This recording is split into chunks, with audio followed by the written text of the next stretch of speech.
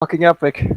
Okay. Buff I am back. Beaver. You keep saying that like it's just a thing, and Well, it's canon.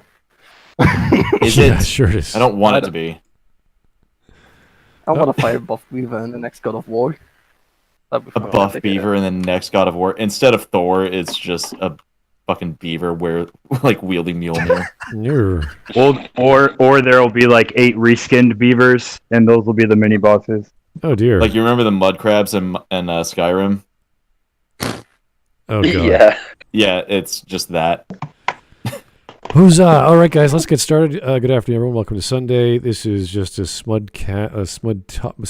with talking. I don't know. We're just talking about Mass Effect and BioWare. It'll be something. There's people who like BioWare and people want to talk about BioWare. That's good enough for me. So we can get along together and talk about stuff. So we got James, as always. Whenever there's a Mass Effect conversation, James likes joining. So hey, James, thanks for coming on. And, always. Okay, and we got Sarcastic Hawk as always. We got Shiny as always. Zach is kind of semi here. That's kind of cool. So hey, Zach, how you doing? Zach reads. God. Zach reads. Zach. It says Zach. Fucking has. It's just Zach. That is a rude. And introducing Mr. Joke because he wanted to have a conversation. So here we are, and thanks for having us, Mr. Joke. It's always nice to talk to new people. Thanks for having me, man. Okay. What is this one going to be about? Good Mr. question. Joke, tell us your opinions about Donald Trump. Go. No.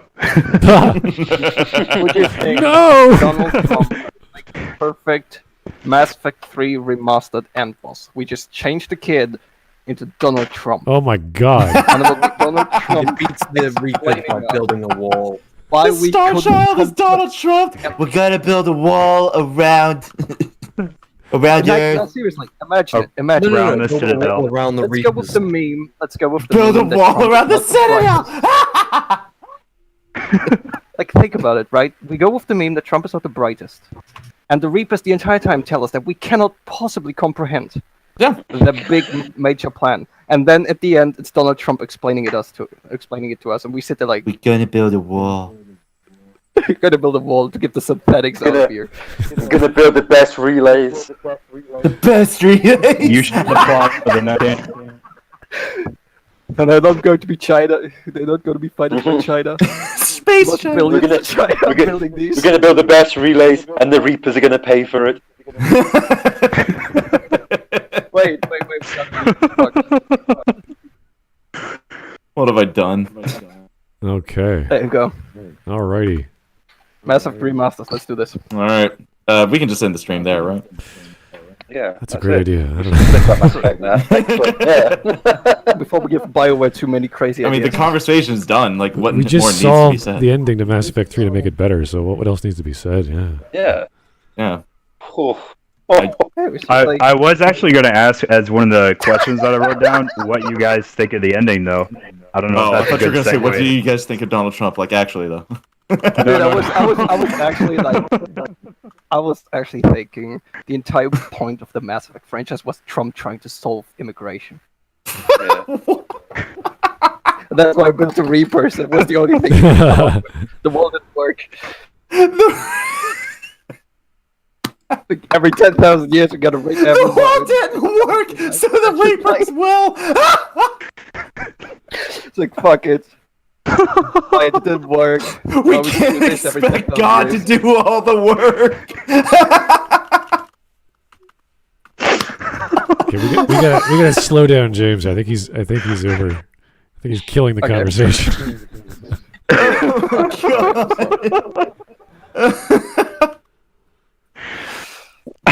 Hey, serious.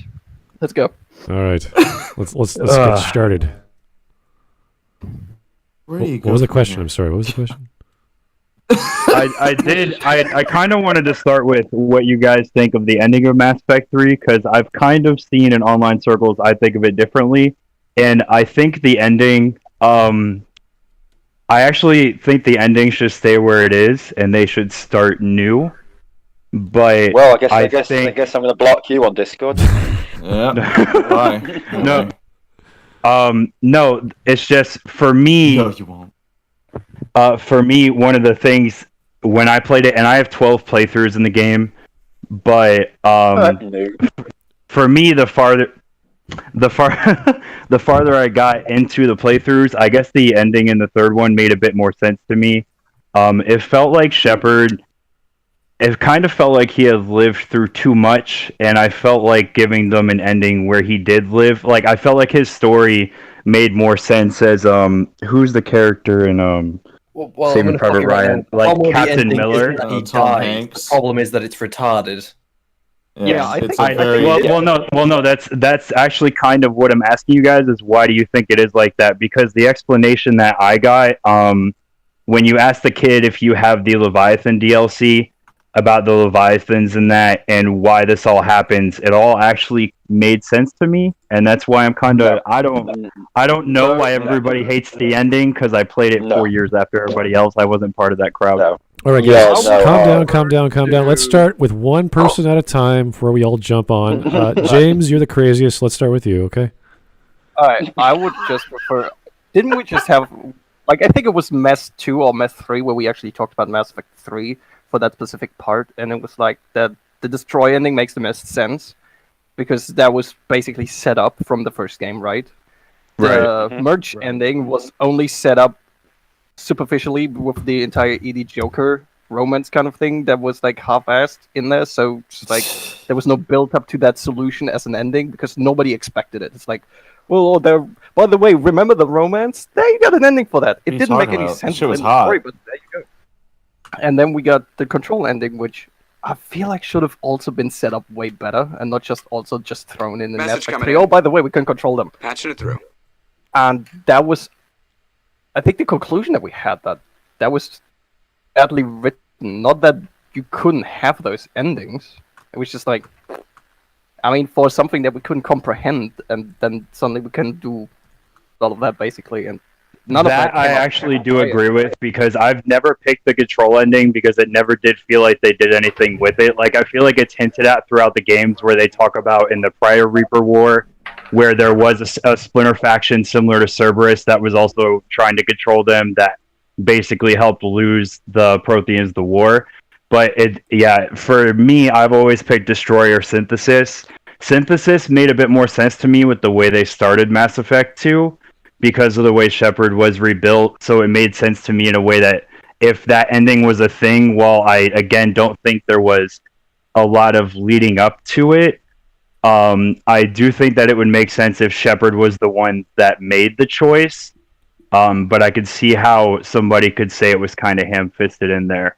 Destroy makes the most sense to me, but my thing when it comes to the ending is that where do you guys stand on the kid? Because I hear a lot of the Deus Ex Machina stuff with that, where he created the where he says he created the Reapers and that to be his solution, and that's kind of where I figured out that I differentiate with other people is that I actually don't disagree with the kid, or I don't agree with the kid just being a Deus Ex Machina ruining everything in the series. Wasn't the kid just the AI of the Leviathan people designed to fix? Yeah. Yeah. The problem with the kid, sorry to interrupt, is the fact that it sort of breaks everything from Mass Effect 1 and 2. How though? How though? Yeah. Because, well, for starters, there's a lot of things that Mass Message Effect coming 3 in. breaks for the entire series. Patching it through. In a large way, but if his goal was to find a solution and make synthesis, why did it take plans by the organics to build the Crucible? I mean, I know there's bits and bobs they add later on through the Leviathan DLC, but that's always done after the fact. This wasn't thought about until someone pointed stuff out. See, this is the problem. I played it when it first came out, so I got to see the whole shit fest. So Message coming in. Gotcha. Okay. Yeah, I was okay. Yeah, from what you're saying, it sounds like my experience would have been different because I actually, completely yeah, different. Once you get, I had all the DLCs at once. Yes. So I ended up playing Leviathan before I played the end of the game. And so when I got to the end of the game and the kid is saying like, what is it? Where he says he created the Reapers, but in the first game, the one in the Sovereign in the first game says that each of them is an individual with an individual thought process in mind. To me, what the kid was saying, and this is where I think I'm a bit different than most people, is I think what the kid is saying that he created them to be like that, but I know some people say that like the purpose for which they were created, by destroying all life, they're harvesting to save it. The Reapers wouldn't have been created to see it that way because they're meant to have been created to think they're meant to be this omniscient force. Like they're not supposed to be something you think you can beat, which for me in my playthrough is what created a lot of the suspense for me in the series. The first time I played was like I actually didn't know if there was going to be an ending in the third game where I won, because they just seem like such an unstoppable force, and you end up thinking that if there's hundreds of thousands of these things approaching the solar system, that's a battle you're not going to win. But none of the Reapers would see like things the way that a human being would, or the way that like what they would consider to be a lesser conscious would. They would see it as their purpose is so far above ours that the harvest to them would be what is saving basically what is helping keep the solar system going. They would see the cycle as something that they understand. So that's the way that I've understood it, and the way that it seems to me, because to me it's like if you put the Reapers on the same level of thinking as like Shepard or Liara or any of the other species, if you put them in that same line of thought, then I don't even really see them as the same imposing force. You see what I'm saying? They seem more like the Geth being controlled by Saren than they do Sovereign being the one that indoctrinated Saren and the Geth. Yeah. I'm just trying to think of what to say after that. Zach, do you want to come in? I just saw your thing flash up. No, I'm listening. Well, I'll have more to say in a bit. Yeah, my major problem with the ending is, I mean, a lot of people say it's just because Shepard died, which is, I mean, rubbish, because we had played through tons of games where the main character dies. It doesn't really bother me. It just felt everything came out of left field with the child. Everything after the conference, well, everything up until the beam just doesn't make sense to me. And no matter how many times I re-go over stuff, it just feels like there is literally no plan whatsoever to anything, and people are just people are just throwing things in left and right. Yep. When we are basically we have to explain shit now at one point, because we haven't explained anything yet. Oh, you're saying things don't make sense after the teleportation, but then again, you're also forgetting the 10 feet tall phone boxes. Yeah, I was actually going to ask which beam it was. Things don't. To be honest with you, Mass Effect 3 doesn't make a lot of sense from the start. You're also forgetting the bit of a rush beginning. Yes, there are many points in the game which just don't make sense. It's not just begins at the teleportation. Yeah, I know. At the end of the day, one of the major problems is the minute that there's Reapers in the galaxy, right, not being used through the Citadel relay, and the fact they can just fly there automatically breaks Mass Effect as a series completely. There's no way back from it. Because Does the Arrival DLC in Mass Effect 2 affect your thinking on that at all? Yes, because then there's no Mass Effect 1 and Mass Effect 2 means nothing. Why do they leave a Vanguard? They can fly into the galaxy in 6 months. Yeah. Yep. Oh, gotcha. Oh, okay. You're saying the way they travel through dark space kind of thing. Yeah, they can. Reapers can travel into the galaxy in 6 months. Why leave a Vanguard at why even build the Citadel? You can just fly in. Yep. It also cheapens the already kind of shit Arrival DLC. Yeah, It's like, oh, no, the we're Arrival arriving anyway. DLC is the only thing that continues the, I'm putting quotation marks, plot in the Mass Effect series and Mass Effect 2, and at the end of the day, it just completely just destroys Mass Effect at all. It's just the problem with Mass Effect extends along. It's more than just the ending. The ending is just, I think, the point where people just went, "Oh, fuck this! This is just." I think it's the straw that broke the camel's back, to be honest. And I think it helped people realize that, hang on, behind all the fluff and all the Garrus and Tali and all this sort of stuff, there wasn't a really good. It wasn't a good game behind it when you started looking deep into it. The only good points are the I think the Geth and the Krogan, and then the rest of the game is just kind of ugh. Mm-hmm. Yeah. So what do you guys think could have been changed in the third game at all? Like, what changes would you guys have made, or in the second game? To make huge changes Hold to on, everything. hold on. All right, let's stop. Guys, slow down. Okay, let's just slow down. Shani go first. Let Shani Shani go talk. first, and then James can go, and then Zach, and then I, and then maybe Smud, or I'll go last. I'm fine with that. The thing is, I don't know what I would actually change about Mass Effect 3. The problem is that patching it through. There are so many issues with the story already that I just kind of look at it and think I don't really know what to do. Can you give me an example besides the Reapers from Dark Space, and like if we just cut out the ending, if you give me like a certain main mission line, like let's say Rannoch, like what is your issue with Rannoch? Like let's say like give me like 2 major issues with Rannoch, because I'm just trying to understand context. I just said the Rannoch with the Geth and the Krogan on. Okay, so you consider those to be good. Why do I need 2? Was Rannoch the message coming in? Krogan homeworld, or was that the Geth homeworld? I've already forgotten. Rannoch is the Quarian. Rannoch is the Quarian Geth homeworld. Yeah. Yeah, those are fine. We're fine with those. The issue is the beginning of the story, the random invention of the what was it called? The big thing that everyone had to build in the Crucible. Crucible, that was it.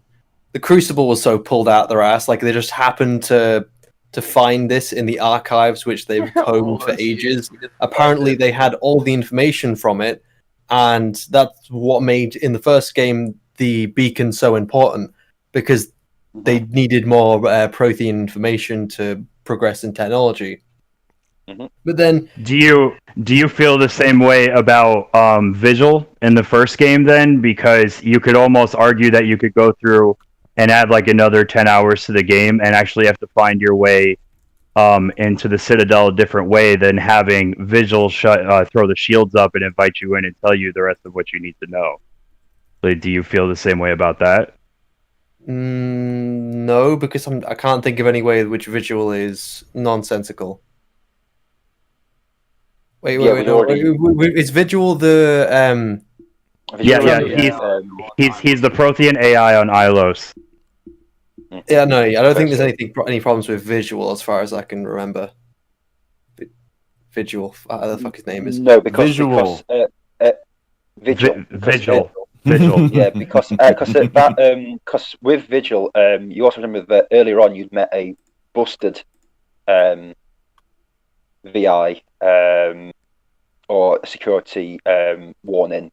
So as the deeper you go in, it makes sense that the technology is a bit better the deeper it is, because it's more protected, more secure. But there's nothing to contradict his existence. Yeah, he's literally just. There is plenty to contradict the existence of the Crucible. Not only the what it does in the narrative, but also the fact of how they find out about it. Again, just convenient, and the only explanation we get is a process of elimination mixed with a little desperation and that's how they found out about the Crucible. Mhm. Very Okay, convenient. I can see that. So would you have an issue? Would you have as much of an issue with the Crucible if that was part of the lead up? Like if it had been hinted at throughout the first 2 games, if it hadn't been so rushed? It would have been needed to be more than hinted at. No, the idea. It would have had to been firmly the sheer- established. the Like sheer like idea. outright stated. No. If The you- the idea of the Crucible is asinine. Okay, so you're trying to tell me throughout millions of years or hundreds of thousands of years, some alien species thinks, "Oh, we got to stop the Reapers. We don't know how, but we have an idea. We need a big thing. We don't know what it does, but we're going to start planning it." So they have no idea what they're doing Oh, that's to the bit plan that to really build a takes thing. the cake. No one fucking knows what it does. But just Yep. think about this. Just in the back of your head, you're the first That's- that was- species to figure out the Reapers exist. We got to build a big weapon, okay? So what do? I don't know, Right. but it has to be big. You're like, okay.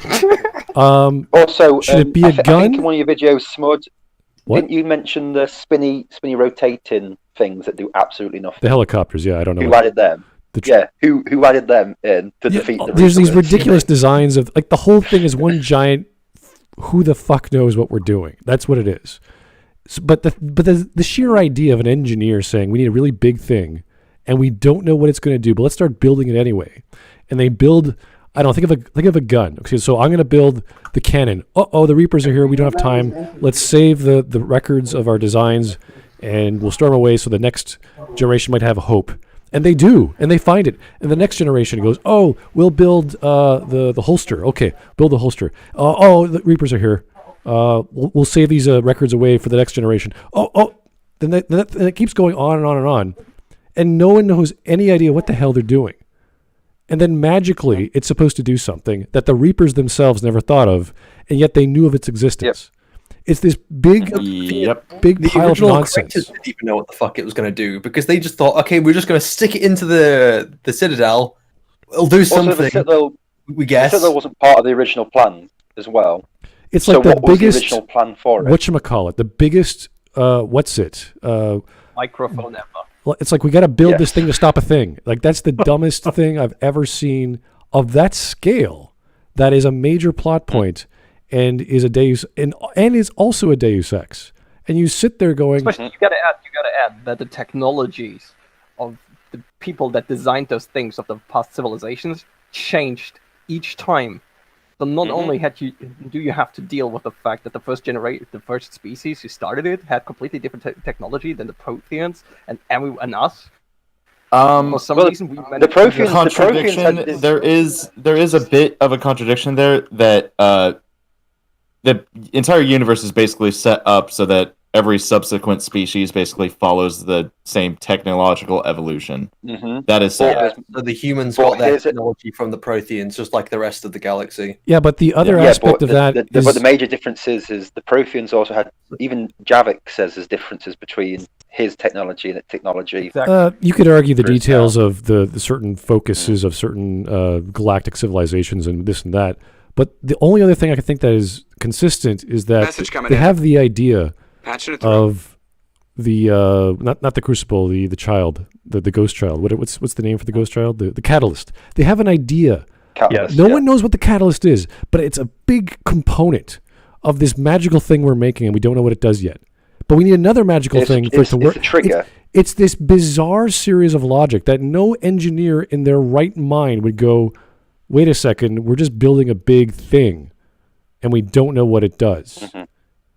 And at the end, we just plug it into the Citadel and we can talk to the Reapers. Isn't that amazing? It's a big microphone to allow you to talk It's to the not Reapers. even. Plug it in. You know what happens? Also remember, the Catalyst supposedly wants this to happen, yet the Reapers are blowing up the ships to try to stop it from happening. So stupid. Also, like, but- just the idea that you'd have something in a narrative which would magically just destroy almost everything of like the antagonist. This extremely powerful antagonist that's just destroyed by a click of a button.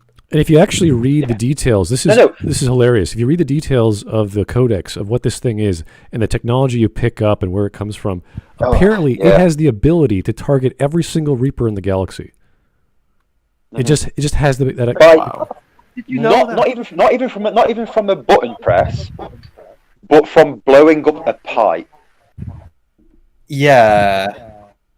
You think you would activate it with a button rather than shoot? But you shoot a pipe. That's like having cockroaches and shooting at your washing machine, hoping that it does the job. It's symbolic, though.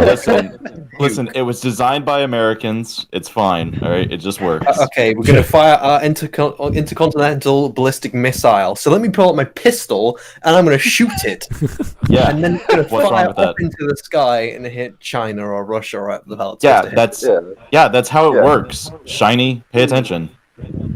Just press a fucking button. I mean, I would you also could say that because they but controlling the Reapers just have you touching two little things that don't really interface you. It just disintegrates you. How does that work? And synthesis is just spreading Shepard's already. Yeah, jump into a hole and it spreads his DNA everywhere. I would have laughed if the child just said, "No, what are you doing? No, what are you doing? You're not supposed to jump in." Oh well, like just Liara. You're just Liara. It's the Palpatine in the reactor shaft explosion.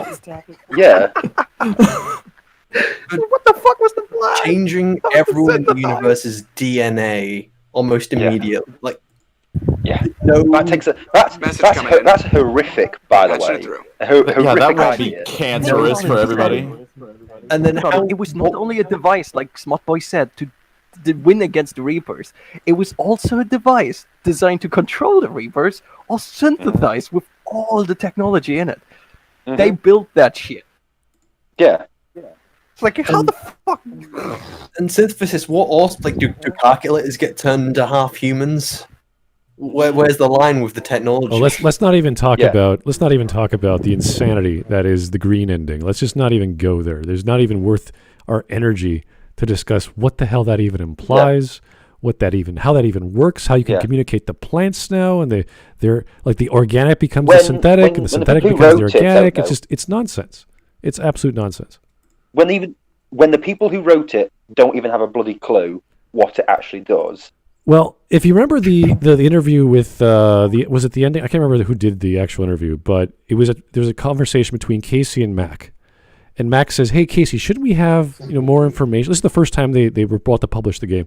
Shouldn't we have more information to the audience, more exposition, saying what's going on?" And Casey goes, "No, just keep the basics down there and have the dialogue. We'll figure that out, and that's that." So speculation for everyone. So this is the crazy idea where a writer or a producer aren't sure what they're doing, and the producer just wants to cut things out to make it simple so it's understandable, not realizing what the hell he's talking about doesn't make any sense in the first place. Mm-hmm. It's bizarre. What do you guys think the Crucible could have been replaced with? Like, I guess just to say, the problem is a hamster in a wheel. Literally anything. The problem Literally is anything. the Crucible revolves around. Do you think they felt pressure to just throw something in there? Yes. That would just wipe out the Reapers? I don't They care. had no I don't care what they felt pressured by. They had to end the story. No. I'm not saying that. I'm not saying that the pressure would be an excuse to just throw something stupid in there. I'm not saying that at all. I'm saying because basically, from the way I'm understanding it, they threw it in there just because they needed something that would just automatically have enough power to end the war. What do you think you guys replace that with? Because if you don't, nothing. Because there shouldn't have been a war with the Reapers. The Reapers should never have been in the galaxy to begin with. This goes back to like right. How did the Reapers get there? Right. Well, you said you wanted. Yeah, you said you wanted how you'd improve the story and everything. Yeah. Well, that's what I'm trying to figure out. Well, my idea. I'm just gonna chime in here after you're done, Hawk. I would like to speak up on this one. Of course you can, man. Yeah, that's fine. So anyway, my thing with it is obviously after the arrival DLC, you destroy the Alpha Relay, right? So that stops the Reapers coming in. There's none of this. They're just flying through dark space and getting crap because that's just fucking retarded. What it should have been is them trying to get through the Citadel Relay again, but with, say, if you want to put the Crucible in, fine, whatever, fuck it. Casey probably would have done it anyway. But what it is they're now getting all their indoctrinated servants to do it. So you've got the Batarians, you've got Cerberus, you've got parts of the Krogan, I part don't of the agree with Taurians. Cerberus being indoctrinated. That just Yeah. doesn't come out of left field. Yes. I'm only saying this as in like something to make it a little bit better, but it would also explain. I'm just using by what Mass Effect 3 plot was. I'm just changing it a little bit. Whoa. So Easy, it James. really just turns into a civil war in the galaxy where you don't know who to trust, don't know what's happening. So you've got one side trying to get the Citadel open, one side trying to stop it, and it just makes it a lot better. And the finale is pretty much just trying to stop the Reapers coming through, because the minute the Reapers come into the galaxy, it just ends everything. There is no way to beat them. Once the Reapers come into the galaxy, that's it. It's done. Over. Game's over. Right. That's it. There is no war. There is no amazing defeat battle. one There is no even shields automatically drop. Yeah. They needed the combined alliance. What was it 3rd and 4th and the Citadel fleet to destroy Sovereign? Yeah, while but his shields were gone. The Yeah. killing of what's his face, Saren. If you killed Terminator Saren, it destroyed the shields for some bizarre reason. Yeah, it's weird. But So basically what you're saying is that like Arrival should have been the actual, like basically a way better written Arrival should have been the ending to where you close them out, and then the Civil War is going on before that. Yeah, because at that point, you have to remember that the Batarians are supposedly wanting war with the Alliance after the Arrival DLC, but that goes absolutely nowhere. That's just dropped because we just say, the Batarians got wiped out by the Reapers. I'm sorry, but also just to butt in, what was the reason you got thrown in jail if you didn't even play the Arrival DLC? You worked with Cerberus. Because we needed a starting point, and Earth was the starting point, and because that was pretty confusing my first time through. Yeah, it's all it is because you worked with Cerberus. Because when I first played it, Anderson goes, the shit you did with Cerberus, Yeah.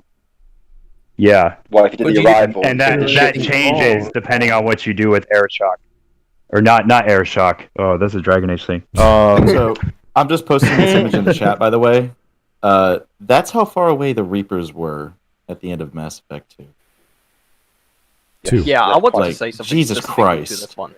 I think we did it for the Mass. Didn't Effect take 2, 500 years to travel at yeah, we FTL say that we want just to go to Andromeda. people to do stuff in the 2 years of between Mass Effect 1 and 2, where Shepard is dead. It's like Liara figuring shit out, other people trying to figure out where the Reapers are coming from, going through the archives, yada yada yada. Like actual progression is happening in those 2 years. They did nothing. 6 months exactly, and 6 months is not enough between Mass Effect 2 and 3 for this to happen. So I would also say 2 years. Yeah. And in 2 years, a shitload can happen. In 2 years, Cerberus can build a fucking army. Why not? Yep. In 6 months, going from we are 12 splinter cells to we essentially have infinite people now at this point. Yeah. And we started indoctrinating people over there at Horizon, and Horizon started like 3 months ago. Horizon started after Mass Effect 3's beginning. No, Horizon started. Horizon started after the Battle of Earth.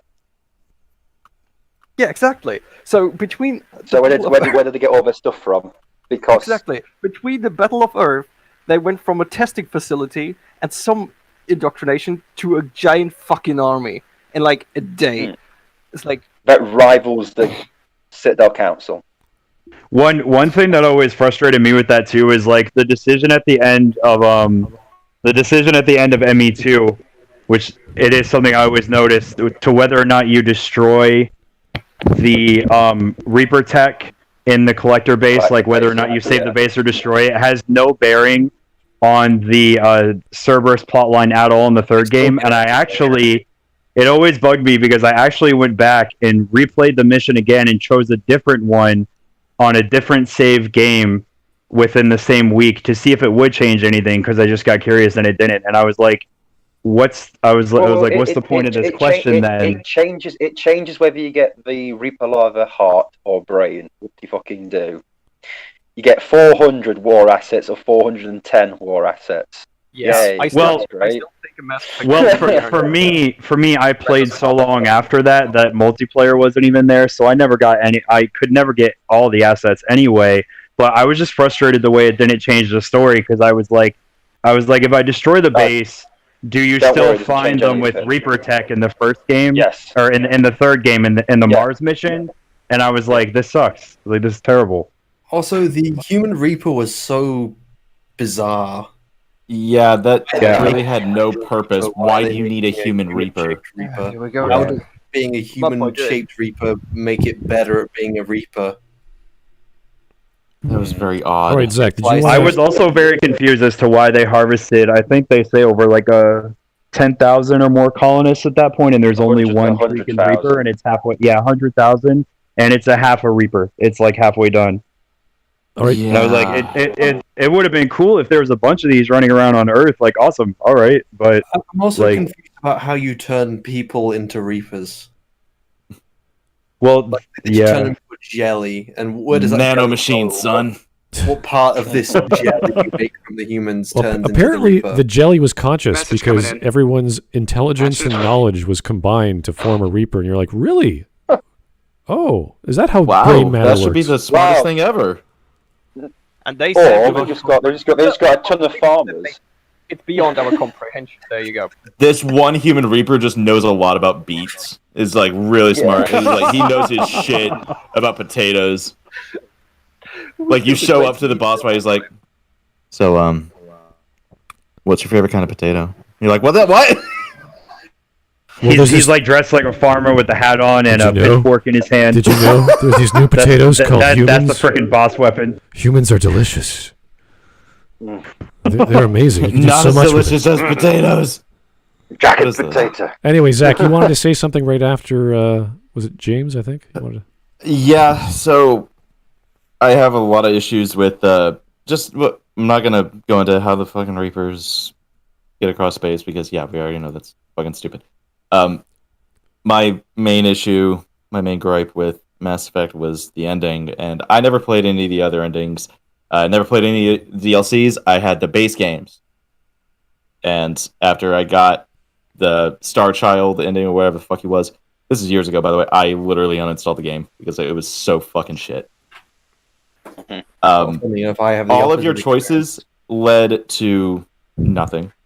experience. Essentially, like your efforts to unify the galaxy was absolutely worthless. It got turned into a number, and that number meant you unlocked another ending, or unlocked another ending where it was a different color. Yep. Yeah. It was absolutely worthless.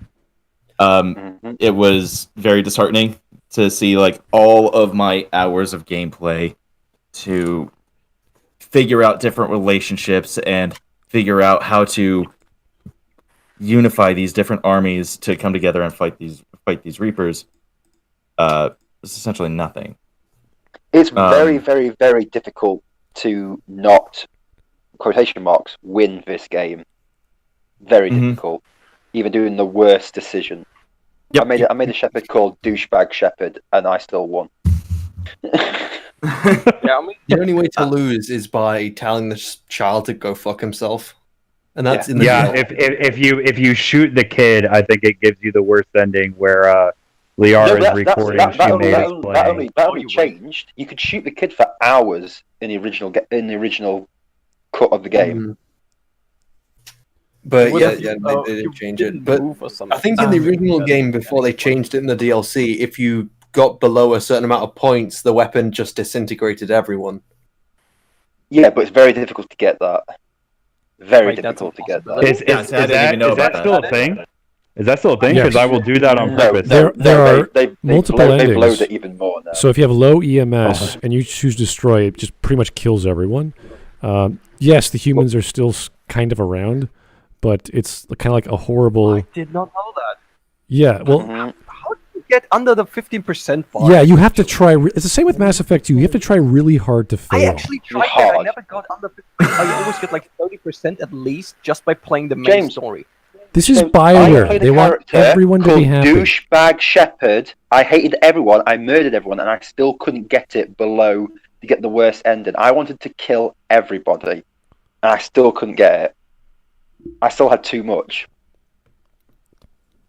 It's ridiculous. What's different about my experience of Mass Effect is that I never played Mass Effect until 2017. I had no idea what the hell I was going into. I just knew the name, and it was on sale in 2017 because they were coming out with Andromeda. So I bought the trilogy. I had a go. I played it. So I played the first one, played the second one, absolutely loved it. The second time playing the second one, did start to see some cracks start to show as it was the weaker than I first thought. And then I played Mass Effect 3. I had no idea. I went in and I thought, what the fuck was this? I played it with all the DLCs, and it still made little sense to me what the fuck was going on with the child. Yeah, So, it was the same for me. Like, I started in 2014 and didn't know, like, I didn't even know there was an original cut where you could lose. I only thought my decisions could change who died. So No, if we're going to talk about potential fixes, the way I would have done it, the entire Crucible bullshit, gone. I would not have... I probably would have had quite a few years of separation from Mass Effect 2 to Mass Effect 3, and by quite a few years, I mean probably 20, to the point where Shepard and his crew are basically getting on in years, but they still can kick ass enough. But that there needs to be a progression of time. Should be 5 or 10. If there's going to be The only problem I can see is that would be pretty large break between games, and then you're still supposed to be the protagonist of. Yes. Yeah, this is why I think there needs to be a large break. A 5 year. No, the major problem is with Mass Effect. So let me hold on, talk. Let me finish. Yeah, I keep getting interrupted. Yeah. God damn it. I would have had a fairly large gap between the games.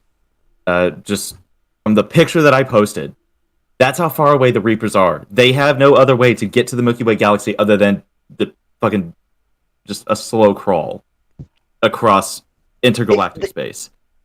They shouldn't even be able to do that. I'm sorry, something that just popped into my head, or a problem with the first Mass Effect game. So the whole idea with Mass Effect relays is that you have a relay that shoots an object using Mass Effect fields and such.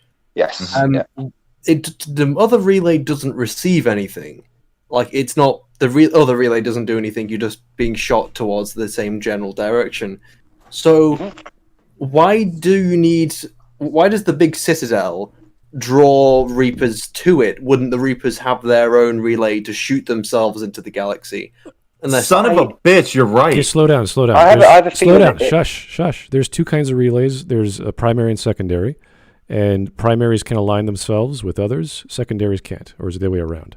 So they do align themselves. The difference is they make a Mass Effect or empty corridor, an empty corridor of mass, which allows you to shoot them really, really far, almost instantly, and then the rest is FTL slowing down to get to where you need to go. So there is alignment in some cases, but other than that, you can technically, apparently in Andromeda, you can technically just commandeer 3 of them and lock them into some non-state of quantum fixed state and turn them into telescopes, and you could see really far into other galaxies, but you can't use them. Oh, lovely. Yeah, it's amazing. Yeah, my idea with the Citadel relay is it isn't like a normal mass relay. It just opens up a hole to dark space, and they just flood in. So it's not like them traveling through a mass relay corridor. I see it as like just opening a quick route they can just like saunter in from dark space. Well, that was the problem with the Arrival DLC, because they had a backup, which was the Alpha relay, and at the end, Harbinger's like, well, you just slowed us down. We're coming anyway. And you saw that the backup wasn't the Alpha relay; it was just the relay which was on the furthest fringe of the galaxy. Well, that's what the one they were using for whatever Alpha reason. For whatever, they could have chosen any relay, I suppose, but it doesn't really matter. The fact that they had backups, that in case the Citadel didn't work, they would use that. The problem is, once they're in the galaxy, it's game over. And why they took their jolly sweet time to get to the Citadel, I don't know. But Yeah. because once you're in control of the Citadel, it's game over. You're done. Yeah, you think they would steamroll themselves to the Citadel? They steamrolled everything else. Like, they steamrolled right to Earth. But- they steamrolled right to Tessia. but if they didn't- even at the beginning of the game, they steamrolled. And right to they Alabama. steamrolled right over all of them too. Like all of them are almost immediately lost. I still wish we could have played Paladin. But if they didn't, Yeah, there would that be a was story. So mention, this is wasn't this is the inherent problem with the concept of the Reapers from the first game. They're set up to be this indestructible, unknowable, godlike creature, like Cthulhu-like creature. Okay, so they either are that or they're not. We find out they're not. We find out they have weaknesses. So if you're going to do that, you have to somehow subvert or retcon what happened. What was Sovereign all about? What the hell was he trying to do? He said a lot of shit that we thought, oh my God, these guys are impossible. But it ends up, no, they're puppets to this Message other coming AI. in. So we have Patching it through. these godlike creatures who are basically gods, Deus Exes. And there's now another Deus Ex. No, I'm the real god, and I control them all. And you're like, oh, okay. And all the time, even in Mass Effect 3, when we killed that Spider Reaper on Rannoch, he says, you cannot comprehend us. This is beyond your understanding. In Mass Effect 3. So another Reaper saying, yeah, you can't possibly understand. And then we get to the end, oh yeah, we build Reapers so you don't kill each other. Because you're eventually going to build AI that will kill you. You're like, wait a second. Okay. And Why don't they just launch an EMP into the universe every few years? That'll stop them from developing technology. Well, there you go. if that's the real goal, if that's the raison d'etre or their massive plot that they're trying to worry about, there are thousands, if not millions, of possible ways to solve that problem over the billions of years they've been alive. Yes. Yeah. So they're set up to be this disgusting Cthulhu-like creature that just eats everything because we're so insignificant, we don't care. And now they're like, no, we need you to reproduce. And not only are we going to reproduce, we're going to save you from yourself because you're going to kill yourself because AI is going to be stronger than you. And here's an example. We're AI and we're strong. It's like, okay, so you're the big new kid on the block every 50,000 years to stop organics from killing themselves. Yep. You stop them from killing themselves by killing them. But Bear in mind that all the examples of synthetics fighting against organics were always the organics had won the war or were winning the war. Plus, we have that contradicted. This is the problem with Mass Effect 3 in many ways. I always say Canes and Fleets are the way we win. But even with Rannoch, we've proven we can coexist with AI. And he'll say, well, the peace won't last. It's like, I don't care if you think the peace won't last. It's now a thing.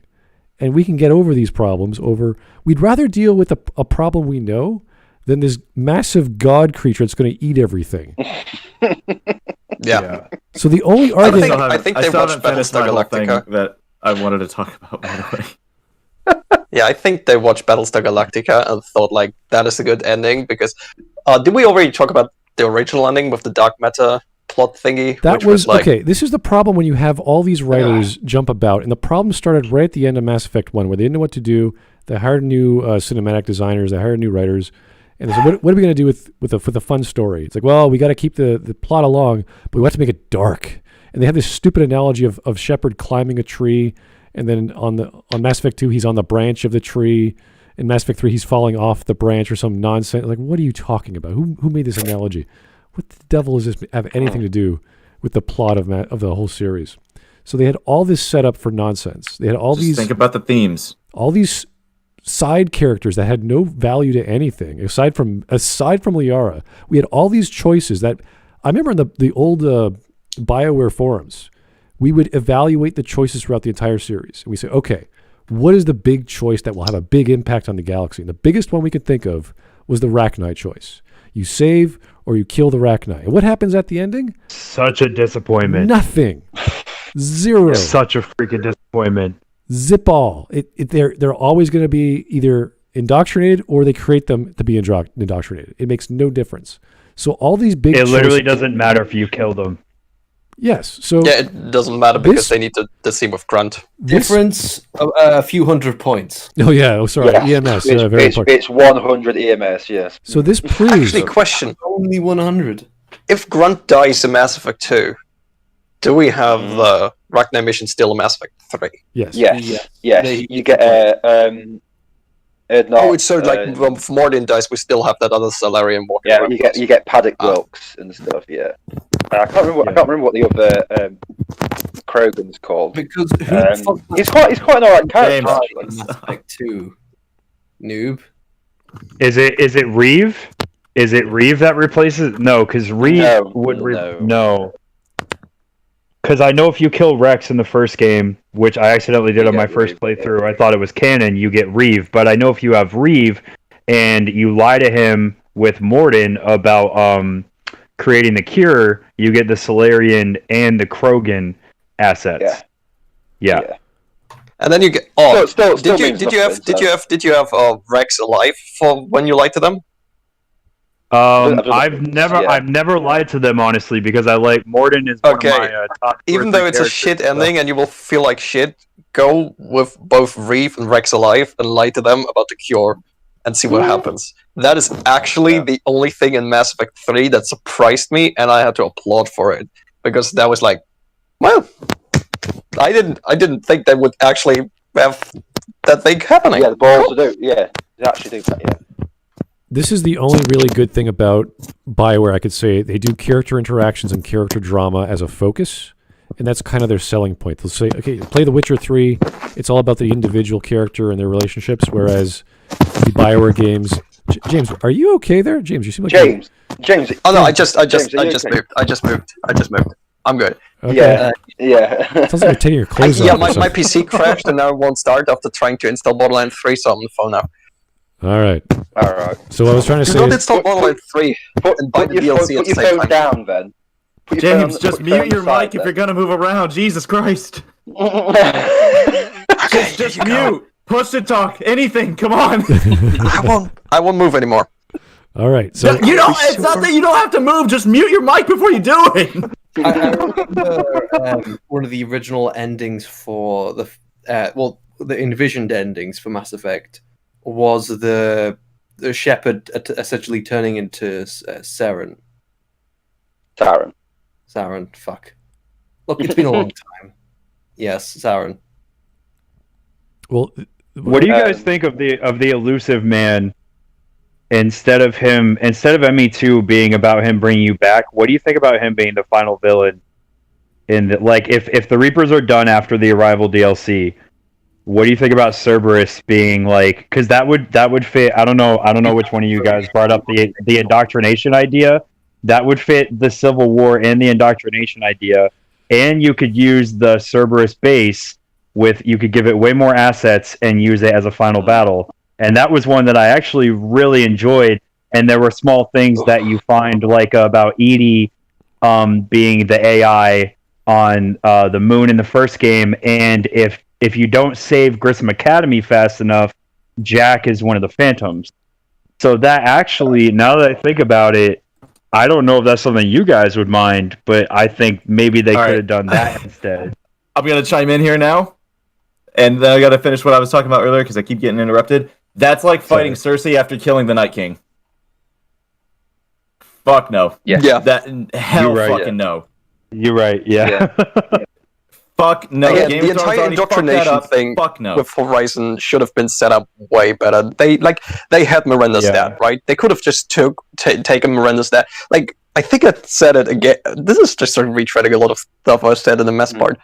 Take Miranda's dad and have him be the bro of the Leviathan guy, and they together between Mass Effect 1 and 2 started working with that indoctrination shit they discovered in the Reaper tech they had, and then Miranda's dad goes like crazy, and so he just starts working with Cerberus because Cerberus has all the money, and then in the end he kind of succeeds in doing it and creates like the Super Cerberus army. It's like there are a lot of things they could have done that would have like justified Mass Effect 3's giant Cerberus army. But and a lot of things in Mass Effect 3 are just like, yeah, guys, you should have set it up in Mass Effect 2, not just like now in 6 months, because 6 months is just honestly there's not that much that can happen in 6 months. It's like unless China is like super overpowered now at this point, and China is like Cerberus, and they're just like totalitarianism, shitting out soldiers and like minute tact at this point. I don't see shit happening. Someone's putting in the chat Mass Effect 3 with no Reapers, but just Cerberus as the enemy. That'd be really boring. Mass Effect 3 is mainly just Cerberus being the enemy with a sprinkling of Reapers. They removed all the diversity of enemies. Yeah, it's not much different than having no Reapers in there. Yeah. It's basically Call of Duty. Again, It's like enemy faction. Colonial Marines, where you spend more time fighting the actual Wayland Yutani. Yeah. So, Yeah, so it's it's just saying, oh, it'd be really boring. It doesn't have to be boring. You fought against you played 2 games with no Reaper enemies. with one, in the story sense. Well, this is the problem with the idea of the plots for these entire series, because we either are lied to by Sovereign as being, okay, we are impossible to figure out, we're going to darken the skies as soon as we come, and that's that. So if that's that, game over, right? So either they're a pantheon of like independent gods, and they have their own crazy ideas, and Sovereign's like a rebel god, or he's like, we learned out he's a vanguard, and he's like hundreds of years early. James, mute your mic if you're gonna mute, dude. If you're gonna move, dude. I didn't do shit. You keep smacking your mic. Sovereign is the rebel god. He's the Dreadwolf. He's something weird like that. He's lying to us. He's independent, whatever. Or everything's a mystery. Every single thing about them is we learn crazy things over the years about what these things are, and we never find out. That would be the point, because a lot of science fiction for the past 50 years have had crazy aliens that can time travel, or even humans that can time travel, and still can't figure out the mysteries of the galaxy, of the coming end days of this destruction of the galaxy, whereas the stars all die out, or there's the big crunch happening. Lots of these stories have been out there for decades. And we can't even get a consistent one, let alone one that makes sense.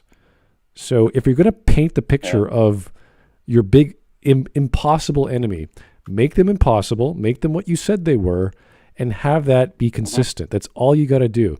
And if you want to go the other route where they're lying, or there's a like, imagine you had like factions of Reapers. They all wanted different things. I think I talked about that in some of my videos back in the day, where Sovereign was one sort of crazy, I'm going to kill you because I'm a god. And there's like other Reapers like, no, we like humans. Humans are cool. And there's all these other factions, and you got to figure out who to deal with to survive. Then you've got some... Oh, that's way better than my idea. Yeah. That sounds fantastic. A comment in the chat. The Reapers create a situation, you see them tearing planets apart and people evacuate into the Citadel. It gave serious weight and urgency to the story. Cerberus is just following your plan. Okay, you shoot bottles with Garrus on the Citadel while there's a massive war going off, and you have a stake with Caden. You can't say that the Reapers being there create urgency when you're still doing those sort of things. Yeah, don't forget the Citadel DLC. That happened too. Yeah, and the Citadel DLC. The Reapers shouldn't be in there. Once, like Smudboy says, once they're in there, it's game over. It doesn't matter how boring you might think the game might have been without seeing 600-foot tall Cthulhu creatures. The minute they're there, it's over. There isn't any urgency because it's all over. It was done yesterday. You can argue, though. You could argue if you want to make the series work that way. So you just want this giant Reaper war where they take hundreds of years to kill everyone off. You can keep telling that story in Mass Effect 4 or 5 or 6, and the war it's you're going to die. Everyone knows you're just running away, trying your best. It would be a sad story, but that's what they set up. So if you if you want to go that route, but just know what you're getting into. Yeah. Mass Effect 1, 2, and 3 will be about figuring out how we can kill the Reapers, and then we pay the ultimate price figuring out how to potentially do it. And then we get to do the next trilogy, which is the entire war, which is us like trying to figure out like, okay, we now know how we can actually kill them. How the fuck are we getting it done? And like finite years. Like maybe they kill us this time faster because we're not as developed as the Protheans. So it's not hundreds of years, it's like 10 years. We got 10 years to figure that shit out. Let's go. Yeah.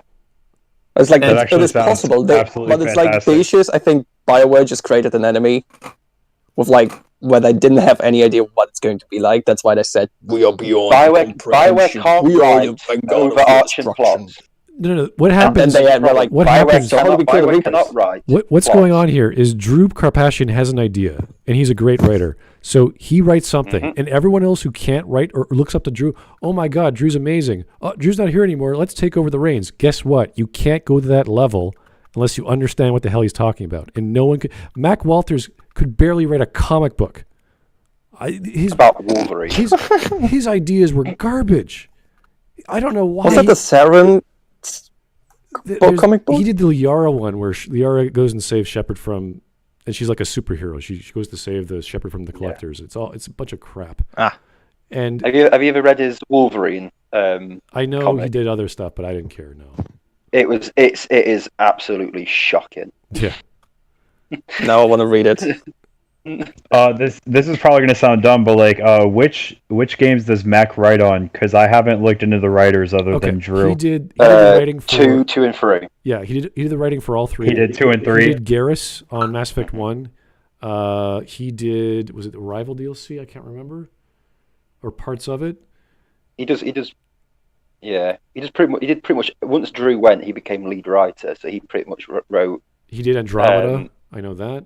Yeah, he was also, wasn't he? Not just head writer, but also actually head of the development of Andromeda. He took the reins. Yeah, he took the reins over in Andromeda because EA had enough, and they were like, "Listen, what the freaking hell are you guys doing?" Same with Anthem, although he was in charge of that. But yeah, no, you can really tell the drop from after Mass Effect 1. And the only thing that's relevant in Mass Effect 2 is Arrival and Lair of the Shadow Broker, possibly to an overarching plot, because we don't know what that all means.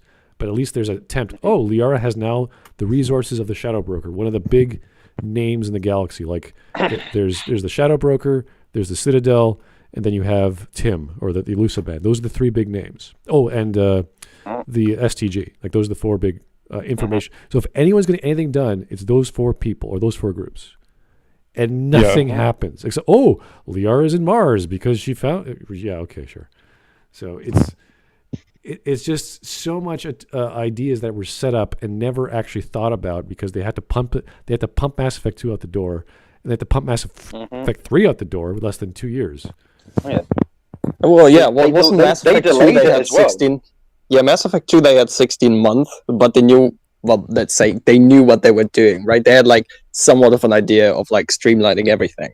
And then Mass Effect 3 happened. And Mass Effect 3 was like EA wanted it all to, the Dragon Age 2, SmudTalk, and Mass Effect 3 all launched in 2011.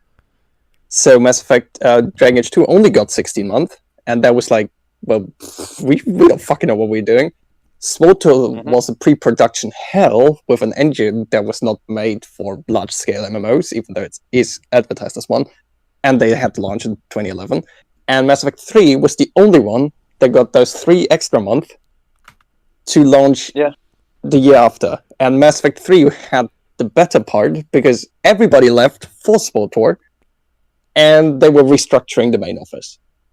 Yeah. At the same time, rebuilding shit. So I don't think of the 21 months that they had actively 21 months went into development because there was too much shit going on, too many people leaving and whatnot. So Mass Effect 3 was like doomed from the beginning. Yeah, because it came out 2000 and... Was 12. 13? Yeah, 2012, 2013, I think. Yeah. No, it's 2012, yeah. Because it was March 2012. Yeah, it was just before I met my first girlfriend. Yeah, she had a lot of fun with me ranting. Gay. But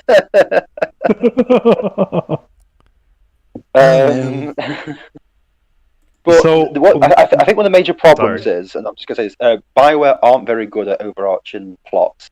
They can write a good first game, but then it all just goes to shit because we don't have. Look at Dragon Age. Dragon Age is the perfect example for like you have Dragon Age Origins, which is brilliant. Then we get Dragon Age 2, which is like okay, I guess it's still a Dragon Age game.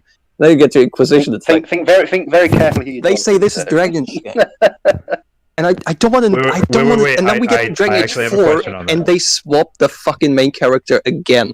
It's like with the going from Grey Warren to Hawk, sure. But then we had Hawk established, and we should have just kept Hawk around.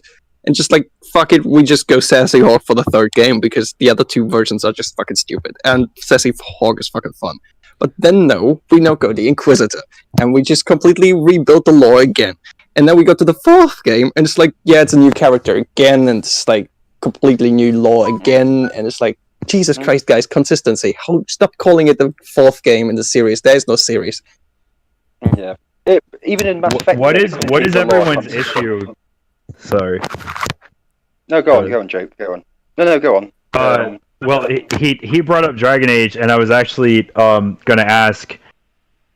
I've never understood everyone's issue with Dragon Age 2. I don't know if that's a good time to segue if you guys still want to talk about Mass Effect, but again, like Dragon Age was actually something I just started in 2016, and I have a couple playthroughs on each game, but I never understood why people don't like 2. On which difficulty did you play 2? I think the highest I went was I think I started an Insanity playthrough or whatever the highest was, and then I ended up my PS3 bricked, I think, and that was play the game again on the easiest difficulty, and you will know why everybody did not like the game, because the game has a playtime then of like 8 hours or 9 hours total with DLC 12, and every enemy explodes into Legos, and the story is even worse because now there is no padding between the fact that you visit the same area over and over again anymore, and the fights are like super fucking short, and then you realize, man, this game has like 2 locations, and that's it. And the writing is not on par, and it breaks the lore, and it really wants to do 2 things: set up the Qunari plot and the Chantry War, and it does that, but there's a lot of boring ass shit around it that makes no sense coming from Dragon Age Origins into this game. But if you play it on the highest difficulty, yes, you still visit the warehouse like 20,000 fucking times, but at least now there's like 2 hours of gameplay between each visit. Yeah. So it makes the game sustainably better when you play it on the highest difficulty. I'm not going to say anything since I'm highly biased, so carry on, guys. So what was the question about Dragon Age? Why do you hate Dragon Age 2? Okay. Yeah, I've never understood, because I always hear Origins is the best, which I disagree with, but probably because I played it 15 years after it came out almost, and it was just kind of it was a weird experience for me. I've never understood why people don't like 2. And then I had other questions about Inquisition, but I guess we'll get to that, because 2 for me I think has my favorite combat in the series, but I guess if people's issue is that the combat is too easy, I get that, because the reason I like it is because you can put Firestorm together and just Firestorm everybody at once in groups. Mages was so overpowered too. Mages was so overpowered. Yeah. I only like playing mage classes, so that's probably why I like it. But I really, really liked Hawk's story, but I guess maybe for me it was something I could relate to, because I came up from a really small family in that, so I liked the idea of the guy who escaped, the Darkspawn and that, just coming up in a new town and making his way. I can definitely see how it doesn't really connect to the first game, although I do think it has a lot of impact on the third one. Okay, but that's something. So the main problem is the production value and quality of Dragon Age 2 in comparison to Dragon Age 1. In Dragon Age Origins, you had origins. You had origin stories. You can choose to be an elf, a dwarf, or this or that. What they did in Dragon Age 2 is says, no, we're just going to do human noble, and we're going to focus a story, which is fine. You could streamline a story and just focus on one to make it better, but that implies you have to make it better. You actually have to make the story of the characters worthwhile as opposed to all the others. And I would argue a lot of people probably played human noble first, if not most of the time, in the Origins game. All the time. Oh, yeah? Sorry, I just had to... So there are some people who would prefer to have their Dragon Age, I want to be a Qunari, I want to be an elf, I want to be a this and that, and they got that right back to what people wanted in Inquisition. So the problem isn't so much that the story is garbage, although it's definitely not on par with the first game. It's streamlined and is done so in a poor way. So you have time skips, You have a lack of agency by Hawk, the character. Like, he could have done dozens of things differently, but they don't allow you to do that. Oh, yes. Yeah. The concept of family is just sort of an idea. It's not so much a thing. Like, when you establish yourself, this is apparently your heritage house or something, and no one seems to care. You're the hero. Like, you are the dude. You're the top dog in the city, but you have no power. You are the champion. You could pretty much solve every problem. And the only thing we get out of a villain, aside from a crazy, lyrium-driven religious nut job, is the Canary leader, who's actually a very interesting character. Arishok. The Arishok. I was about to say, is my the best favorite thing about character in Dragon the Age 2 series. probably is the Arishok. So that and the was- Canary plot. That was the highlight. I would have loved to side with them, That was but no. It would have made sense. Like, you guys are the most intelligent, rational, powerful groups here. You can take care of all the people. All these other mages and Templar bullshit. This is getting silly. We don't need this crap. You guys should have come in. I'll side with the. You want a holy book? Here's your holy book. Who cares? All these little plot threads that just sort of dangle and just don't add up to much. When Hawk is like the guy doing everything in a city of thieves and sailors and pirates, and he's just taking charge, and no one's allowing him any control. You even have I think was the Sebastian DLC. I can't remember what that was called. Which brings in even more.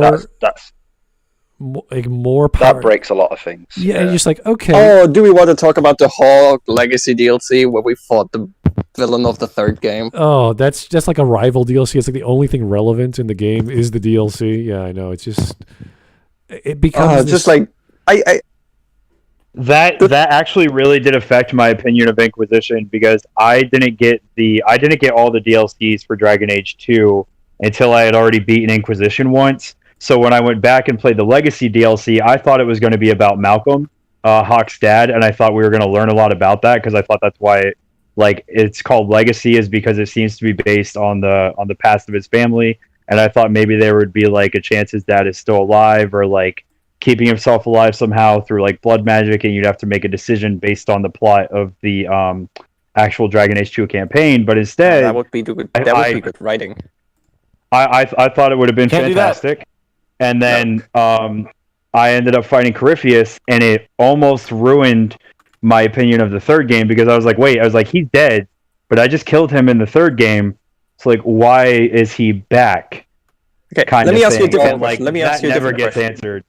After you played the Legacy DLC with that, well, I'm just gonna go use Epic with this epic boss fight where Corypheus has all those crazy powers of elements and whatnot.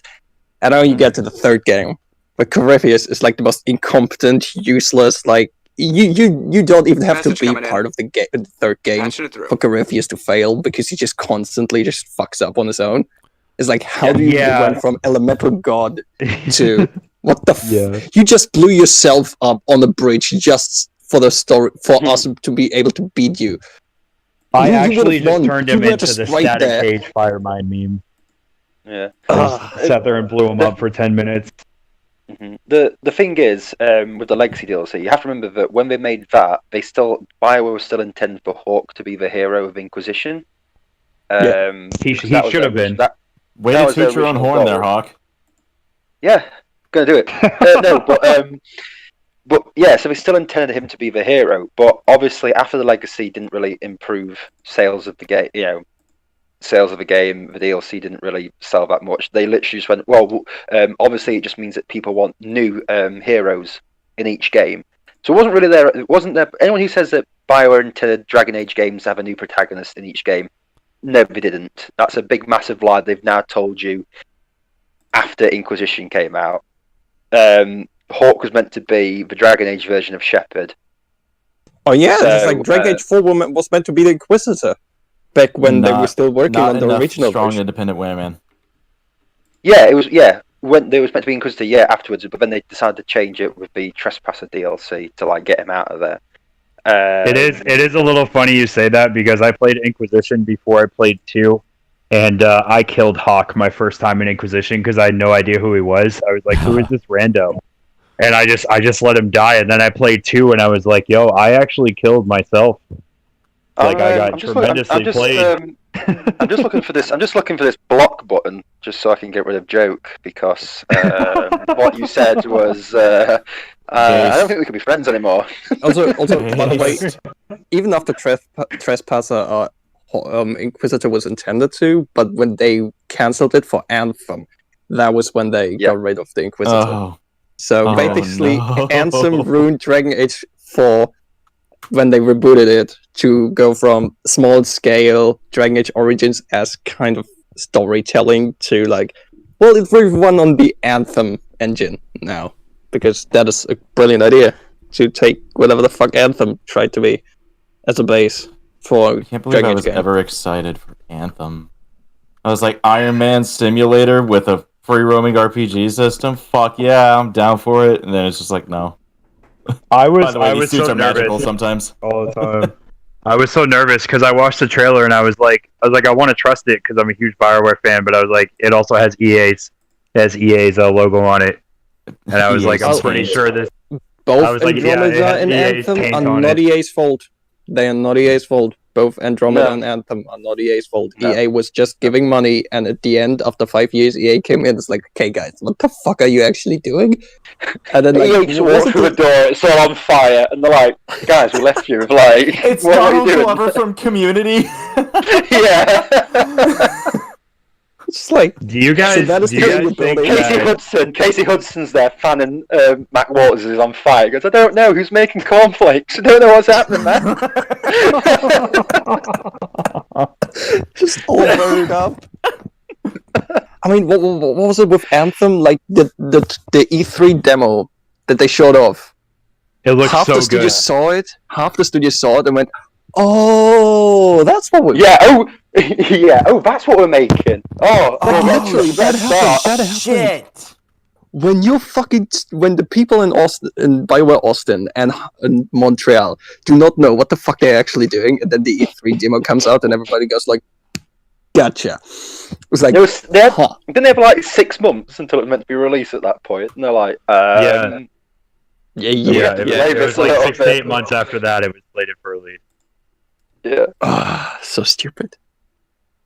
But see, this. Do you think Anthem could come back with that Anthem 2.0? Do you think Fuck that's no. a real thing that could happen? No, You just think no. it's dead? No. Right. I know when one of talk the to my- devs. When I talk to my normie friend, and I mention Anthem, they go, "What? No one knows about this game. They know nothing about this game whatsoever. There's no, Gotcha.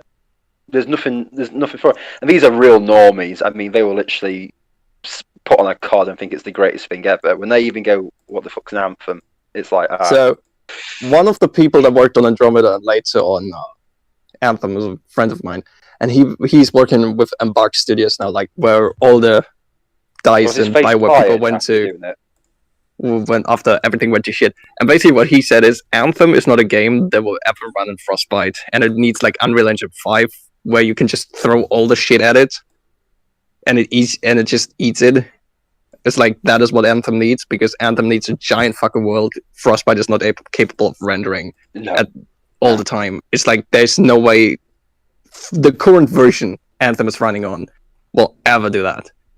And they need something with a better like renderer essentially. That's why there will always be loading times in Anthem if they keep the engine around, because it's like there's just shit it can't do.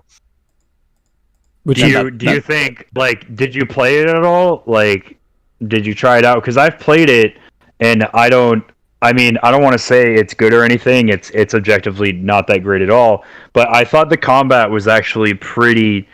I thought there was a base for like kind of like if they were to do anything, I thought they should have gone like free to play Warframe style, and added like more javelins that you could farm with friends and that. Well, that's what I'm saying. I was like, if you guys are going to do anything with this, I really think that would be the route to go. But I don't know, because the combat was really good, but I was immediately turned off by the story. And it's like you guys said, the E3 demo where you see like what looks like AT-ATs walking through the city in that, and then you boot up the game for the first time and you're like, some of these faces don't even look like human beings. It's really, really hard to walk into the into you the should- little hangout area, You should the go hub to area, I should ArtStation, say. see the people that worked on the Striders and all of that shit, because it's all on ArtStation. Like, they spent so much time working out all the details within the Striders and how they move and how they animate and shit. Because those AT-ATs were meant like to be forward bases you could fast travel to, right? And like be mini social spaces and shit. And it's like, great. But then they realized, we cannot really render that giant world because we don't have enough time to fix the render again. Because you got to see, they took out flying like 10 times, and each time they took out flying, they scaled down the game. And each time they put flying back in, they had to scale up the game again. So it's like the engine was constantly changing for the needs they were trying to do, and at the end, it's like you cannot really fuck shit. And this is the best thing. It happened with Inquisition as well. They don't fix bugs. They just work around them, and just like they just tape them it's a and just feature. keep working on it. For example, the reason why that's a real trophy in AC Valhalla. Quick side note: that's an actual trophy. How is Seriously? Valhalla? By the way, side note: how is Valhalla? It's freakishly long. My first impression of it, I'll put it to you like this: it took me about 8 hours to get through the prologue area, but I'm also a completionist. Well, I'm also a completionist, and the world is absolutely freaking huge. It's pretty fun to explore. What I would say is it's not worth $60. I was an idiot and ordered the Steelbook edition because I counted on. I'm a huge fan of Origins, and I counted on like basically $100 extra of DLC coming out if you factor them each at $30. So I got the Steelbook edition, so I would get the season pass and all the DLC free. I think the game's worth about $40. It's definitely worth it to come home and put some time into. I wouldn't expect anything groundbreaking, but it is pretty decent. I'm not gonna lie. It picked up for me once I got to a point where I could work on my settlement. And you kind of see the changes it makes to the game. A lot of the side quests are definitely just stupid fetch quests, but like I'm a huge Ghost of Tsushima fan, and even that was a lot of fetch quests to me. I didn't like a lot of side quests there. But Valhalla's pretty decent. It depends on your weapons, your build, but for me personally, that's pretty much any RPG I play. My enjoyment comes out of how I play it, because the way you guys may play a game like Warframe, or the way you guys like build a mage class in Dragon Age may not be enjoyable to me. So I have more fun the more personalized the game can be, and Valhalla is definitely something where you can do that. how does it compare to Odyssey's RPG elements? Because I heard it would be better. Anything would be better. Yeah, I actually saw 2 trailers for Odyssey and decided it would be a crapshoot. And I actually recognized, if you watch one of the trailers, if you guys played Origins, you can actually tell where they recycled the town of Siwa, and it's the exact same freaking asset. I paused the trailer and noticed Siwa in one of the trailers for Odyssey, but reused into a Greek town. And I was like, all right, never mind, this is going to be another recycled Assassin's Creed, and I'm out. Yeah, you should play Odyssey. Odyssey, I never played it. For 2/3, Odyssey is really good, and then it starts breaking how Animus works. No, I'll say a quarter of it is good, and then it's just shit. I'll say one thing. At least you don't see them reusing assets in Mass Effect games. Yeah, Unity. for full disclosure, AC Unity is how I personally think they should have went forward with the game's RPG elements. I know it was a buggy mess at releasing that. I don't dispute that, but I got it. It's fantastic. I got it 2 or 3 years after its release, and the parkour is the best. It is the one game in the series where I will turn it on anytime I want, just to run around and stab whoever I want with hidden blades, because it is the best pure assassin gameplay in the entire series. They nailed the parkour in that game. It is such a regression they went after. It's like how do you go from brilliant to shit? Yeah, it's the French one. Okay, that was really good. Oh my god, that game was and Arno is actually I understand in a lot of ways it's not executed the correct way, but Arno is very, very interesting as a character to me. I thought he had a lot of potential to be kind of an Ezio style character if they would have kept going with that style of character with him. I really also like the idea of a Templar and an assassin, the love story. I thought that was really interesting because there's a million different ways that if you want to write it well, it can go. You could have a tragic Shakespearean ending. You could have an ending where like Arno, ends up, something happens, he ends up killing Elise.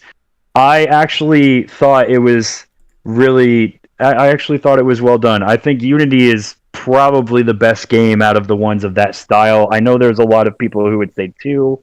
I was again somebody who tried 2 about 10 years after it came out, after I had already played Unity, and it's very, very hard to go back to something that is obviously that much older in terms of the gameplay when I was parkouring around France doing whatever I wanted 5 minutes before that. So I have it as Unity, Origins, and then the Ezio stuff for me personally. I can say I love Odyssey the most because of the combat and all the min-maxing and basically building a glass cannon assassin that can just one-shot everything. But the issue with Odyssey, I feel like, was after 2/3 of the story, they split it into 3, right? You get the cold ending, you get the family ending, and you get the Atlantis ending. Even the lead quest designer has no idea why management decided that. I talked to him. And basically, all the endings are shite, and then you get to the Atlantis end. And let me tell you about the Atlantis DLC. So, you know how the Animus basically works, like you accessing genetic memory to relive the memories of your ancestors? Yeah. No, it is a time travel communication device now. I'm sorry. It's so dumb. Honest to God, like what they should have done. What did you just say? Is Basically, you stand at the gate of Atlantis and you start talking to an AI, and then you go to the Animus and talk to the AI as Cassandra, while the AI tells you in the future and in the past what to do, and then you go in the past to places to find as Cassandra to then immediately jump into the as your main character in the present to find a thing that will then be used in the past to open the gates at Atlantis. Which, by the way, Atlantis is just a simulation. Literally, this I shit you not. The AI is opening a gateway in the past, which is a simulation. So you as a Cassandra, which you're controlling in the future, is going into a simulation in the past by an AI into the fields of Elysium. I shit you not. That is straight up. It's like I hate it. It broke Animus forever. I played it. I had to write it down. What just happened? I was like, what the fuck? Who wrote this shit? Like, I went to my mom, and she has no idea about like Rick and Morty. Like, are you a simulation? I went to my mom and just read it to her. You're a fucking simulation. Yeah, basically. And even my mom was like, "This is retarded. What the fuck?" It's like it was so simple. To me, what Ubisoft should do, because I actually really like the open world they make for the Assassin's Creed games now. Like, and I'm a huge like a history fan. Like, I love reading up on that. So Origins is really cool because I've always been a fan of like Egyptian mythology and that. Yeah. To me, the modern day story should have died with Desmond, and I have not the slightest issue with them just literally making historical Assassin's Creed games about an assassin in a big world doing assassin stuff, whatever the plot line is, instead of, I really, really hate being like in a story and then getting pulled out to go play as Layla Hassan, which for like 5 minutes, give a so fuck I can go about take Layla. Fuck off, Layla. Like I do not give a shit about Layla Hassan at all. I don't care about the modern day story. I'm here to jump off buildings and stab people. That is why I buy this game. So just let me do that. And I really wish they would stop trying to justify the existence of the Animus and the modern day story at that. I really, really, really wish they would just make the open world Assassin's Creed game. What is Layla's story in Valhalla? What's Strong, she doing now? independent woman. Honestly, let me tell you how much I think of Layla Hassan's story. You have an option the second you come out of the Animus to go right back in it, or you can learn Layla Hassan's story, and I went right back in it. Oh, dude, read the computers, because since Origins and the computers, they just keep teasing the next Splinter Cell. I shit you not. Fourth Echelon is like in the Assassin's Creed universe, and you can just read about what Fourth Echelon is doing. I didn't know that, but then I just walked around. What? Yeah, you can. The moment you get out of the Animus in Odyssey, right? Go to the PC and read about what Fourth Acolyte is doing. I shit you not. It's in there. Ubisoft basically at this point has no idea for another Splinter Cell except the Splinter Cell VR game they are working on, and they're just basically fucking teasing shit because they don't know what to do with Splinter Cell anymore. They've been teasing that stuff since Origin because they had that picture of Aiden Pierce killing Olivier in Chicago, and I actually thought that was what they should have done. I thought they should have. Smart, I just saw what you put up on the stream, by the way.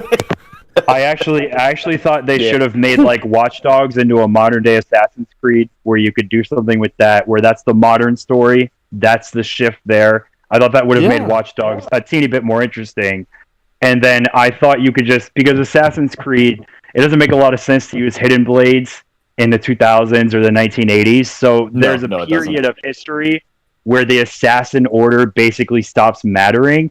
And I figured that if you wanted to do the modern day game and the older game, you could do the older games as the assassins with the hidden blades, and you could make the modern day storyline into Watch Dogs. To me, if you're going to tease something like that, then just do it, because I love the idea that the modern day assassin would be a hacker. I actually thought that would be really freaking cool. I thought it was a great way to adapt the characters into a modern day scenario, because it's like we live in the shadows, so it's not like you want to run out into the middle of a square and start firing a weapon. You're part of the assassin's order, so what would work in modern day times? And hacking, to me, was a really good base to work with that as a foundation for a good story, and instead we got Watch Dogs Legion. So I mean, look at Watch Dogs 2, right? It's basically like, well, you're a small order, you get fucked over, and you gotta fight the big corporation. Same as you are the assassins, the big corporation are the Templars, and you have that one guy who is good at parkour and looks good doing shit, and he has like hacking and stuff. It's just like, it's possible you could have done it.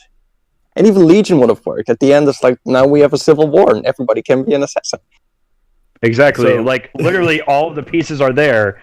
I feel like Ubisoft just has boxes to check where it's like, big world, check. Dead parents, check. All right, we got a story, let's roll with it. And that's like really what it is. Like, Valhalla started, and I mean, it's obvious because it's a Ubisoft game, but I had a bet with my buddy. I was like, I got $10 on the parents dying in the first 5 minutes. 5 minutes in. He owes me $10, and of course they die in the most nonsensical way, in a way that a Viking would never die. And I was like, I'm just gonna ignore this because I knew it was gonna happen. I saw the opening scene, and I just laughed. It was so fucking hilarious. Please don't kill us. It was definitely old age. I look really mean, and I will probably not. But you have my word. I will not kill you. Also, die. It's like, great. Everybody knew it. Brilliant. Oh my god. By the way, Joe, Ubisoft you talking about Watch Dogs versus Assassin's Creed and everything in the same universe. All I could picture in my head was Idris Elba from Pacific Rim, like, shut up! But you, keep talking. Like, yes, please. It's actually, I've had conversations with that friend I bet with about that stuff all the time, because he and I I've wanted to start a YouTube channel of my own for a long time, so I'll like bounce ideas off of him with the games and that. But yeah, it was because I play the games. I think I have 400 hours in Origins alone. I have 3 New Game Pluses.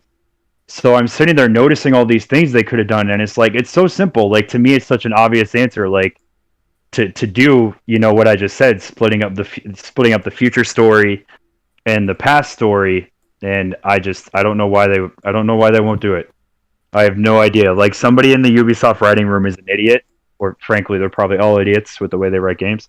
But I don't know, because to me, it's such a simple solution where all the pieces are there, and it's just them saying like, "Hey, let's bump out another Assassin's Creed game this year," and then by the end of next year, I actually think the next one will be a Japanese game, because I think Ghost of Tsushima is going to start a wave of basically wanting to make that kind of game in Japan. So I actually think AC is going to make the next game in Asia, which it's not. I would love to see that. I mean, we've been asking for that for years. Like an Asian Assassin's Creed. Ninjas, it would be so freaking good to run out. Nope, that one doesn't exist.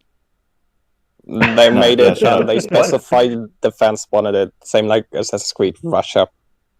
They wanted it, so here it is. By the way, they are not. The Assassin's Creed Chronicles are not bad games. You should pick them up if they're on sale. They're actually pretty fun. Are they? He said. Yeah, no, I was gonna say. I actually heard they suck like terribly. Oh, they're good side scrollers. They're like. Let me put it to you this way: I still have not played Rogue, just because you play as a Templar in it, and I don't want to. There's actually, I haven't played it either, but I've watched a bunch of reviews and I've watched some streamers with it, and there's actually some good ideas in that game.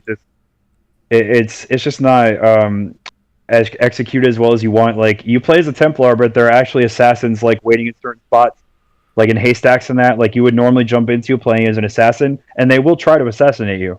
And that's like something you get to keep an eye out for. And I was like, wow, like that's something you can only do as a Templar.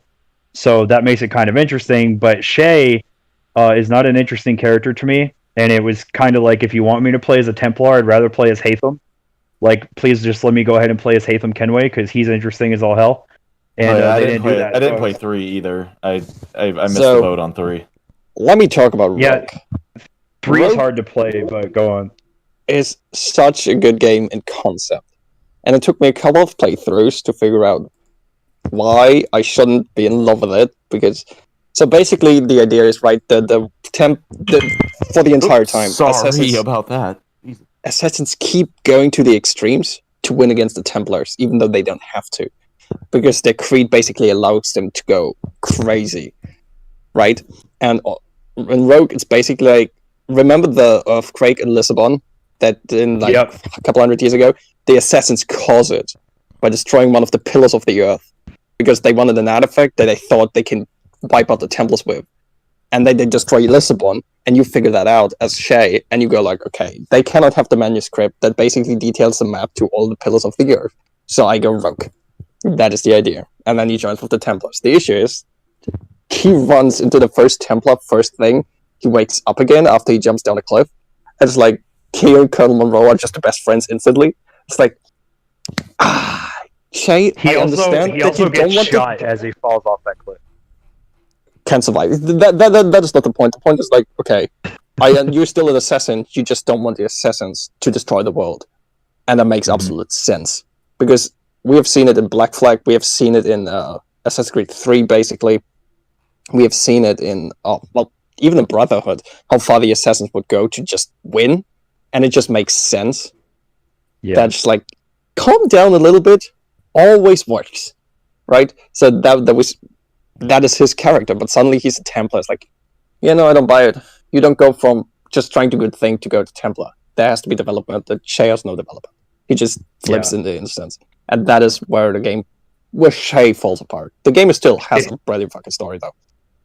Yeah, it's basically the same amount of turncoat that was put into, I think it's General Hux being the spy in Rise of Skywalker. It's like basically the same amount of effort. Spy. Of course you are. Yeah. Hux. Of course you are.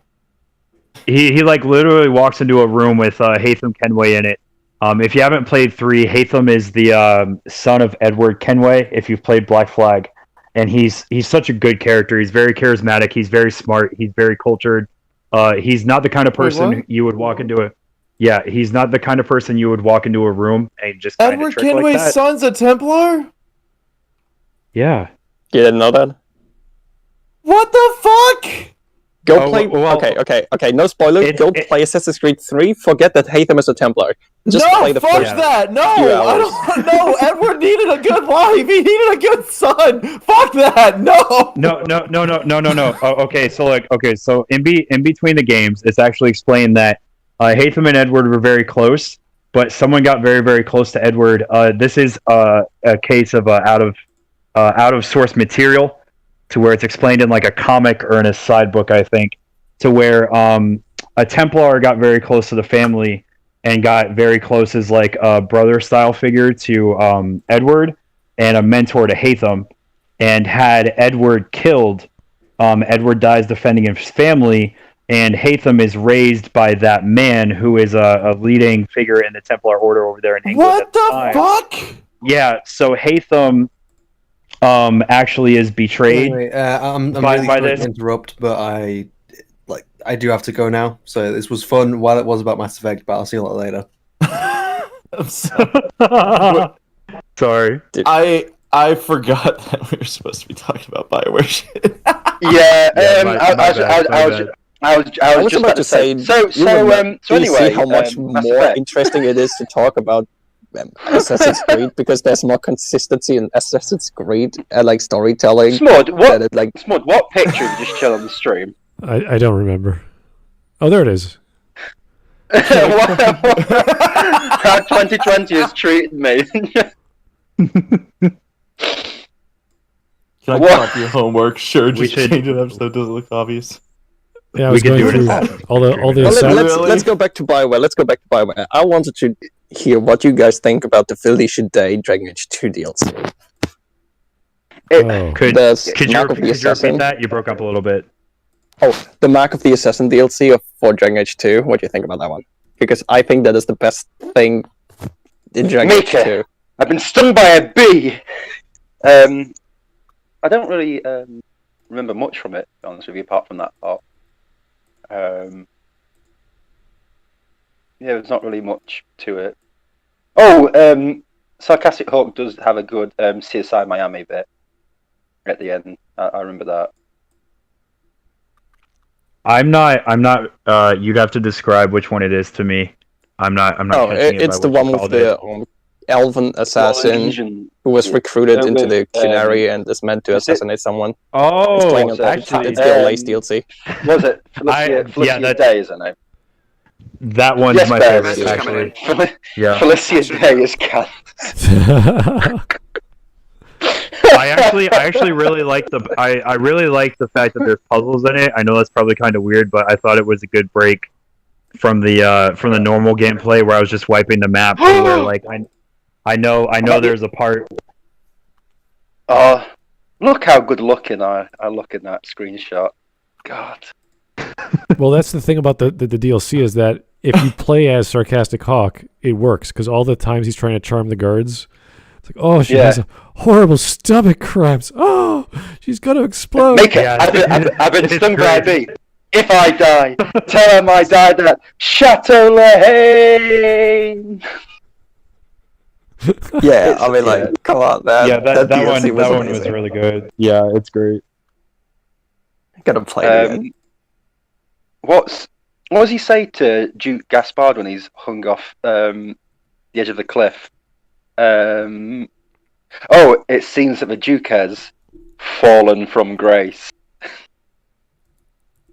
Yeah, that was good. It was such. It's basically the humor and the DLC is so low. It's basically when you play Fallout 4 as a sarcastic character. It's just like really lowbrow comedy. What was the ending? When you blow up the Institute and you have Valentine with you. Valentine turns around to you. How did it feel blowing up all those thousands of people? And if you go sarcastic, it's like, well, it was as easy as pressing a button. And you turn around and he goes like, son of a bitch.